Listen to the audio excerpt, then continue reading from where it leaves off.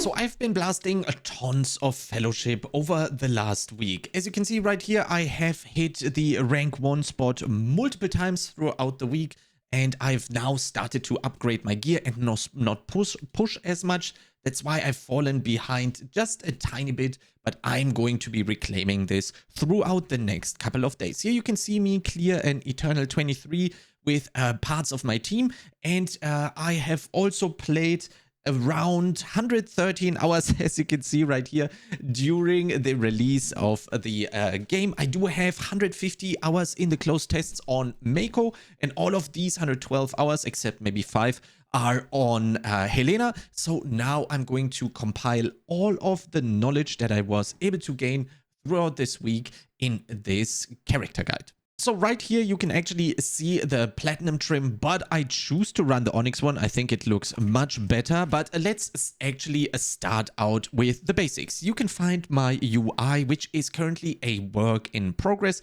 and is going to look something like this in the very end. When I have set this up, I will also hide the bars right here. And the link to this is going to be down in the description below. So you can go and import the profile right here, either my old one with the sidebars or my new tank UI, which I am going to change in the coming of in the next couple of days. When you click the link in the description, you will get forwarded to this right here. When you click the tank UI, you will be able to copy the import string right here. This is going to copy the import string into your clipboard, and then when you are in game, you're going to go to edit HUD, import, and then Control V.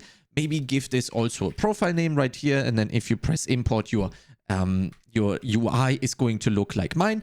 The keybinds are not going to change, but I definitely recommend to have another look at your keybinds. And then obviously when I have the new and updated tank UI here, I will also update that on the Vago, so you will have the ability to swap between the two if you like one or the other more. So as for the rotation, or much more fitting, the priority list for Helena, you are going to use in this order the Shockwave, Shield Slam, Hold the Line, Shield Throw, Charge, Sweeping Strike, Power Strike, and Measured Strike. This is not a rotation. I repeat, this is just a priority list system. And how you have to read this is the following. Every time a skill comes off cooldown, you are going to press the one that is at the top of the priority list. So for example, if everything in the entire character, on your entire character, is on cooldown, and Shield Slam comes off cooldown, that is the number 2 priority button you have, so you are instantly going to press it. Another example is, for example, Charge and Shockwave coming off cooldown at the same time. This would mean that you would press Shockwave first and then followed by Charge. Very important here though is that if after pressing Shockwave, something that is higher priority like Shield Slam, Hold the Line, or Shield Throw come off of cooldown, you would obviously press that before Charge because they are higher up in the priority list. On Helena, the spirit part of the kit is called Veteran of War, and with that you reduce the cooldowns of other spells when pressing one spell. For this, you can follow the flow chart on screen right here. Here you can see that Measured Strike and Power Strike reduce the cooldown of Shield Slam and Shield Throw.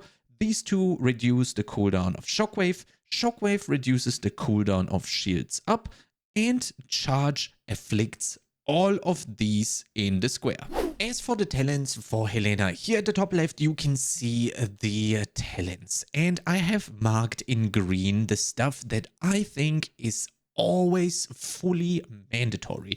You can see right here that we do have Shield Mastery, Reinforced Steel, Guarded Veteran, High Command, Gleaming Shield, and Frontline Defender in green, which means I personally would always recommend taking them.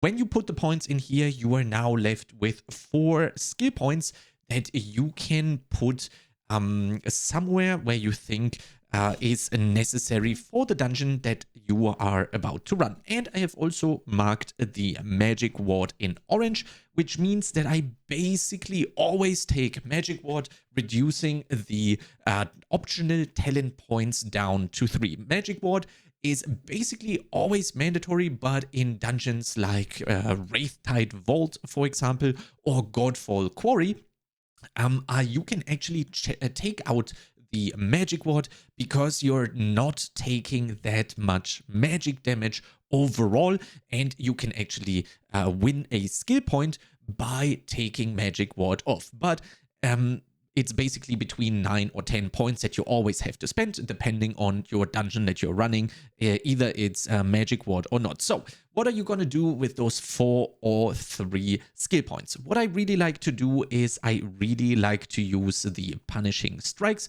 because shield slam is our main source of damage most of the time. Then I take the sharpened blade, and that's basically it whenever you are taking magic ward. Then if you're not taking magic ward, you could think about taking Master of War, or sometimes when you need magic ward, you need Master of War, then I would actually take the point out of punishing strikes and put that in Master of War. So what I'm going to mark here as not mandatory, but stuff that I really like to take is the blue things right here with the punishing strikes, sharpened blade, Master of War, and sometimes Martial Command can actually find its uses, especially if you are pushing capstone dungeons and you can only barely live the bosses.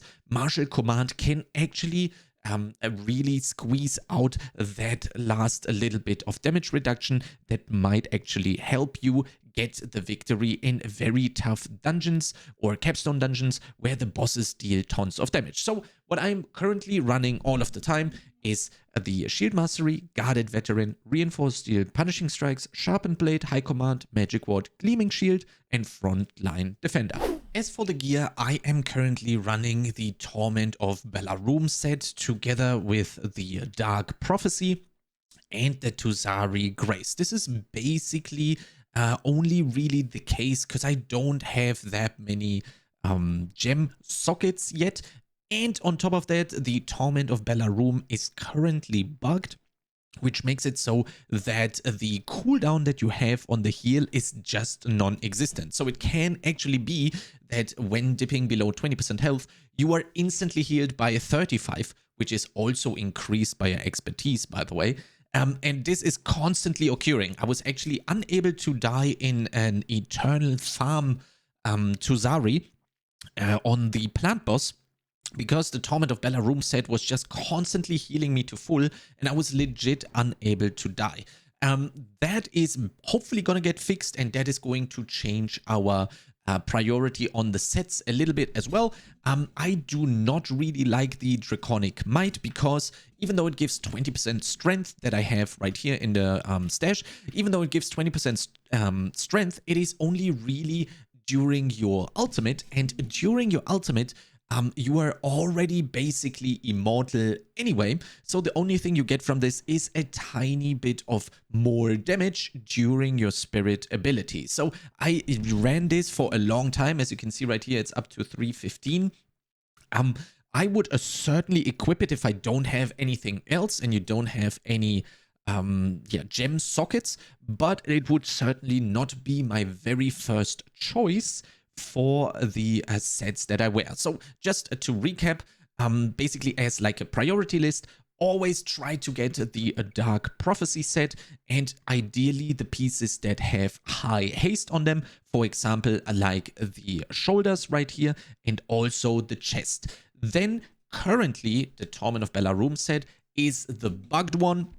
So obviously if you don't want to die, you would equip this immediately. Obviously, this is going to be hopefully fixed and the bug is not going to be existent, and you're basically stop being immortal, which I think is a pretty good which is a pretty good thing for the game if that gets fixed.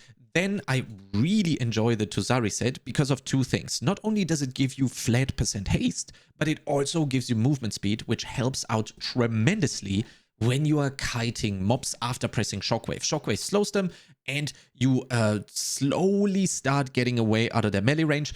This is where Tuzari's Grace, or the Tuzari set in its own, is actually going to help you even more to gain some distance to the mobs that are hitting you. And the good thing about this is these are on the gloves and on the wrist, so they don't really compete with any of the other sets, and they also have high spirit. So that's they have high haste. So that is actually really favorable here. Generally speaking, what you want to do is when you are grinding up your character is you really just want to equip the highest item level items. So you shouldn't really be caring about any sets or their stats when you are around level 100 item level or so, because you should just equip the highest item level gear, because these items provide you with more armor, more stamina, and more strength, which directly increase your character's potential to tank a lot of hits and sustain a lot of damage. So even if a set gives you tons of haste or whatever, but is like 50 items levels lower, in that regard, on the DPS, that's probably okay, but on the tank, you cannot do this because you would lose out on way too much armor and on way too much stamina and strength. And on the absolute top end, I currently think that we are going to run the Dark Prophecy set on the chest and on the shoulders because, again, they give the highest amount of haste. And you're going to fill out everything else with gem sockets to get your gems in there for the increases of haste. As for the legendaries, I have been running the cloak for actually a very long time before the buffs. If you want to run the cloak or only have the cloak, then I suggest you change your talents to include sword and board, because that just gives you more uptime of the empowered shield slam absorb, which then gets buffed with the reduced damage taken. Then currently I'm running the neck, which gives me a 20% damage reduction through the razor shrapnel that procs off of the shield throw. And this is basically so I can live bosses in very high eternal dungeons. Then there's also the boots, which for that I would actually then probably include the greater shockwave, and the boots basically give you more shockwaves overall, which, if you remember our flowchart from earlier, are actually giving you more shields up uptime or more shields up cooldown reduction. So if you don't have that much haste yet, so that you can keep your toughness very high or your shields up as often as you would like to, then the boots are actually also a really good option. While speaking of the gems, you can actually see right here that I'm giga boosting the yellow part of the tree. Here you get tons of very good things. For example, like 9% haste overall. You retain 9% haste outside of your ultimate. And what I also really like is the Rogue's Resurgence right here. When you fall below 50% health, you are instantly healed for 24% of your maximum health. And that only has a 20-second cooldown. So that can actually happen basically every pull, or maybe even twice per pull, depending on where you are in your character's progression. Then for the stats, as you can see right here, we do want to have as much haste as possible. Currently, I'm trying out some weird stuff with expertise and crit to actually get the most out of the Torment of Bellarum set, because that actually gets increased by your expertise. And it can also crit, so I'm trying some really cursed stuff, so don't look at my secondaries here, because generally speaking, you want to follow the following stat priority list. You want to have armor over everything, then the haste as your maximum on the secondary stats, followed by spirit into expertise, and then crit. This is maybe going to change if you would play the legendary cloak that gives you damage reduction while the empowered shield slams absorb is online. If you are playing that, there might also be a discussion about changing the priority a little bit with the cloak, and that would be the armor, followed by haste into expertise, spirit, and then crit, because the expertise is actually going to buff the absorb shield of the empowered shield slam, which then lets you have more uptime on the shield itself, and therefore also more uptime on the damage reduction from the legendary cloak. As for the stats itself, it is very important to know that 1 haste point equals 0.017% of haste, but you actually get less value the higher up your haste overall percentage goes. So basically, this is affected by diminishing returns, which means that after you hit 25% haste, those points of haste that you invest more into haste are only going to be 80% as effective. This also has some repercussions for your toughness that we are going to go into later during the video. So basically, it is going to be much easier going from 0 to 25% haste than it is going to be from 25% haste to 50% haste, because you are going to need much more flat haste rating. Because of the diminishing returns, it might actually not be that bad to spread your secondary stats around a little bit to gain more stats overall. This is also extremely important for your toughness. Here you can see that the maximum toughness value is not only equal to 700% of your strength, but also every 1% of your critical strike, haste, expertise, and spirit you have further increases the final amount by 2%.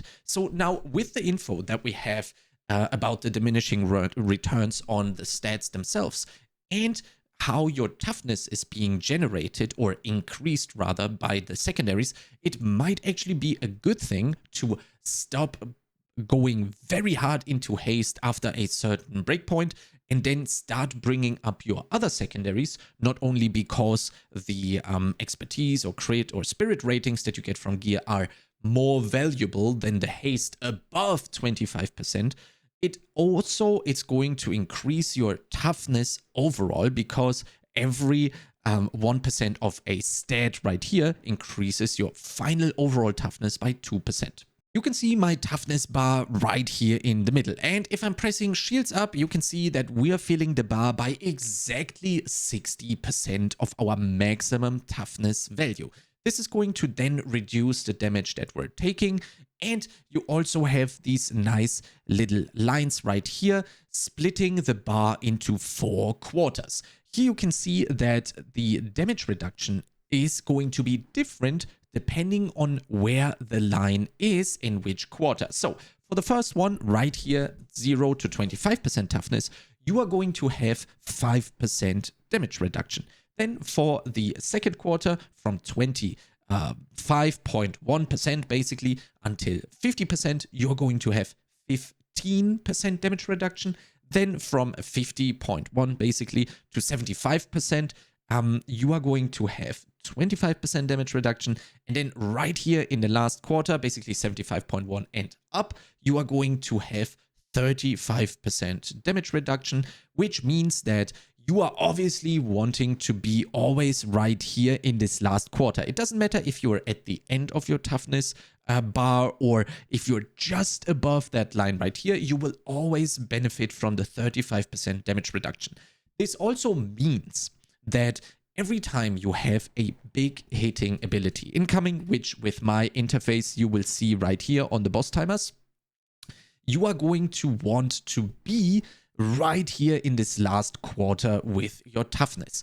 This means that you are going to ideally use either your shields up ability to increase your toughness or spam a lot of shield slams to then increase your toughness. This is going to be this little mini game that you are going to play with Helena all the time, and this is what makes this character so freaking cool, because you're always fighting against the enemies reducing your toughness and you yourself building up the toughness with the tools that are available to you. So to increase your toughness and basically play the minigame, you will have to use your shield slam right here, which, as you can see, makes the bar go up and also has the toughness explanation at the bottom of the tooltip. And then also you have your shields up ability that obviously gives you a huge portion of your overall toughness. On top of that, each time you successfully block an attack, you also generate 3% toughness,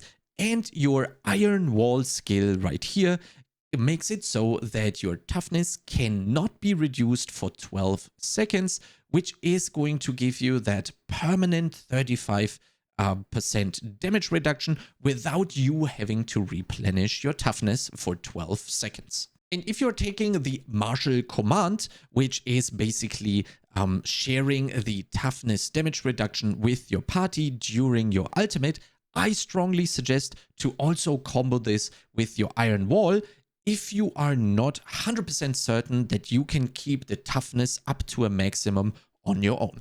Another cool and extremely strong system on Helena is blocking. You can read up everything about block when hovering over your tertiary block stats right here, and this reads: increases the chance to block physical attacks when facing the enemy, which reduces the damage of the attack by 20%, and an additional flat reduction equal to 15% of your total armor value.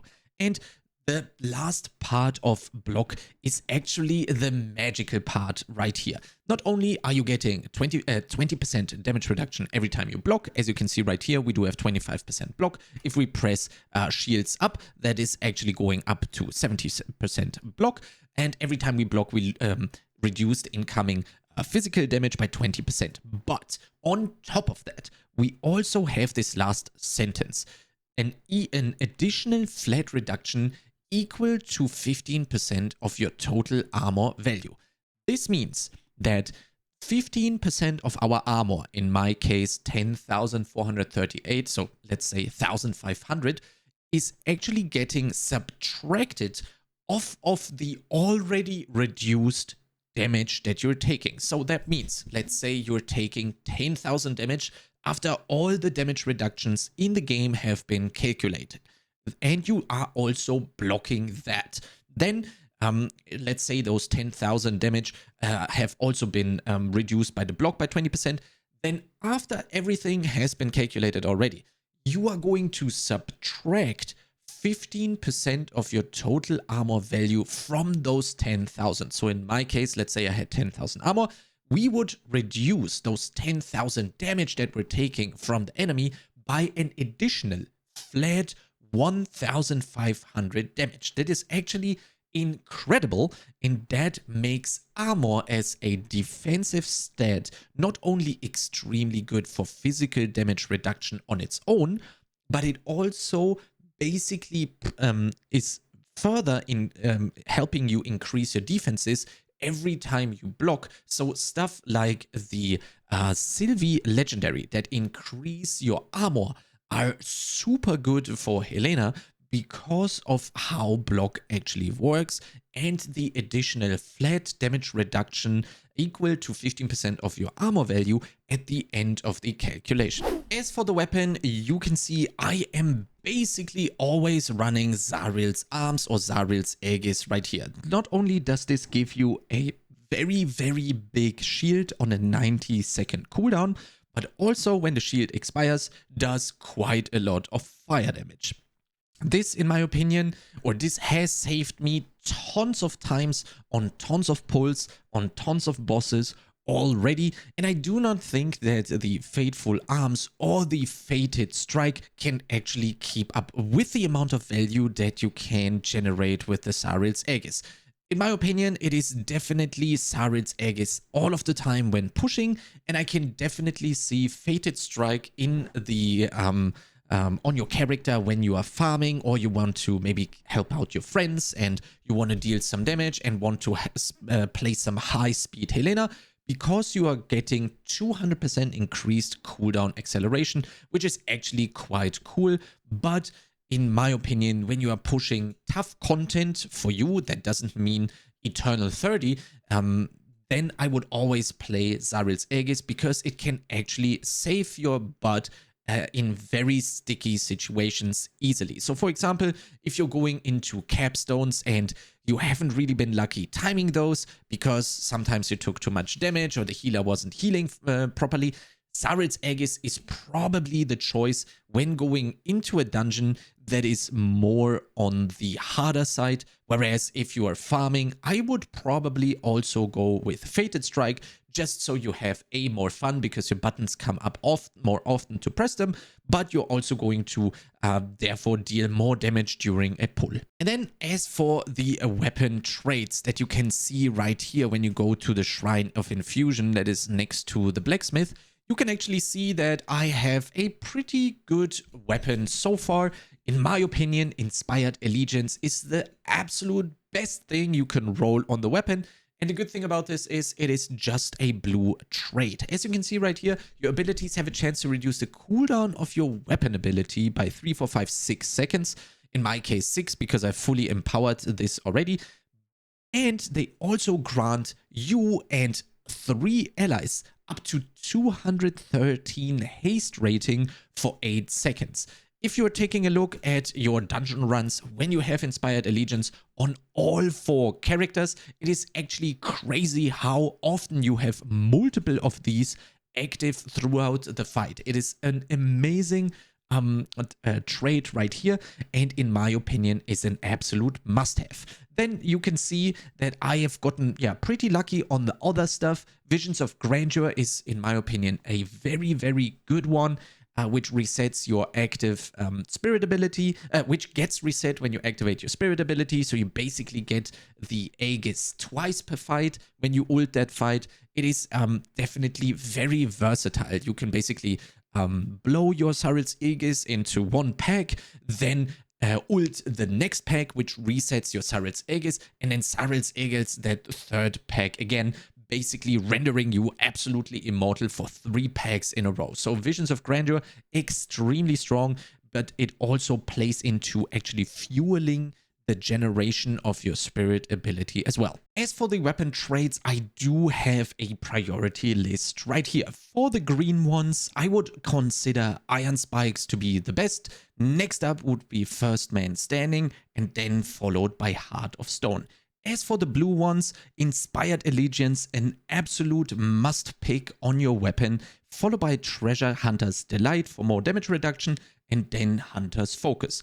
For the purple and the top weapon traits, I would always go with either Visions of Grandeur or Martial Initiative, which are basically equal for me, followed by Emerald Judgment, which is also equal to Ruby Storm. So right here, the Emerald Judgment is not really for damage, and it is providing tons of interrupts throughout a dungeon run. This is certainly something I would pick in pugs if you don't trust them to really catch the kicks. And Ruby Storm is just some nice form of additional damage, but Emerald Judgment and Ruby Storm are certainly way less worth than Visions of Grandeur and Martial Initiative. I would also very much only really consider a weapon good if it either has Visions of Grandeur or Martial Initiative.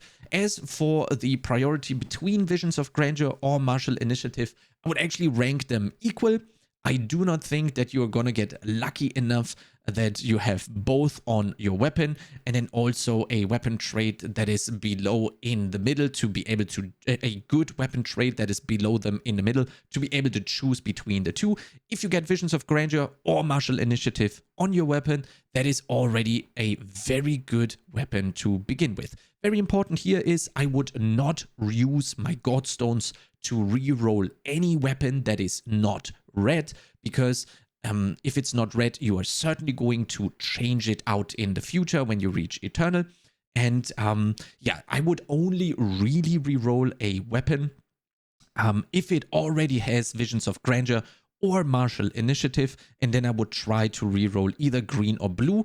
But keep in mind that the blue trait needs to have Inspired Allegiance in a path that is favorable for your overall weapon trait. So So that's it for the first Helena guide in Fellowship. I'm gonna be live right now streaming some very high keys, trying to push and reclaim the rank 1 spot on Helena. If you want to not miss out on stuff that I find out on Helena or stuff that is going to change this build guide, then I suggest you follow me on Twitch to basically get the updated information firsthand. The link is going to be down in the description below, and I'm also live right now when you are watching the video. If you like content similar to this, make sure to subscribe to this channel, and I'll see you next time.